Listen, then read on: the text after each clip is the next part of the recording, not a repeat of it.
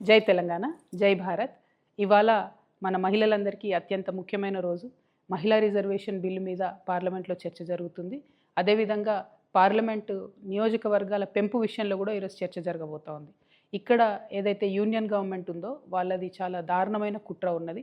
మహిళలకు సంబంధించి 33% reservation already పెంచినప్పటికీ దాన్ని ఇప్పుడు పార్లమెంటు నియోజకవర్గాల పెంపు డీలిమిటేషన్తో లింక్ చేయడం జరుగుతూ ఉంది. వాస్తవానికి రెండు కూడా సపరేట్ అంశాలు.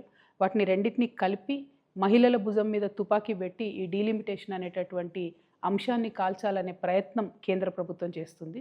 అయితే కేంద్రం ఇప్పుడు ఏం చెప్తుందంటే అన్ని రాష్ట్రాల్లో కూడా 50% బ్లాంకెట్గా పెంచుతాము, దానివల్ల మీకు నష్టం జరగదని చెప్తుంది.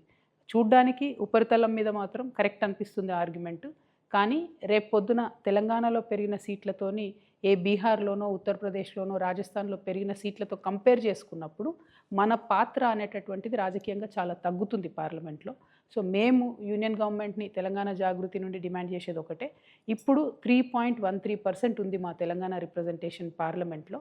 మీరు ఏ రకమైనటువంటి మెథడాలజీ తీసుకొచ్చి కొత్త డీలిమిటేషన్ చేసినా కూడా ఆ 3.13% రిప్రజెంటేషన్ తెలంగాణ తగ్గకుండా ఉంటేనే మాకు ఆమోదయోగ్యం అవుతుంది. లేదంటే మాత్రం తెలంగాణ ప్రజలు రోడ్ల మీదకి వచ్చి మరో తెలంగాణ ఉద్యమం చేయాల్సి వస్తుంది. ఎందుకంటే ఇప్పటికే కేంద్రం నుంచి మాకు రావాల్సిన ఏ నిధులు కూడా రావడం లేదు, ఏ ప్రత్యేక ప్రాజెక్టులు రావడం లేదు, ఏ నీటి ప్రాజెక్టులకు ప్రత్యేక హోదా రావడం లేదు. కాబట్టి పార్లమెంట్లో మన పాత్ర ఉండడం చాలా ముఖ్యం. 3.13% కన్నా మన సీట్లు తగ్గితే ఈ మాత్రం కూడా మనకు రోల్ ఉండదు. ఇంకొక విషయం, కేంద్ర ప్రభుత్వం దుర్మార్గంగా మహిళా బిల్లును డీలిమిటేషన్కి లింక్ చేస్తుంది. కానీ మహిళా బిల్లు డీలిమిటేషన్ కాదు, మహిళా బిల్లు బీసీ బిల్లును లింక్ చేయాలి.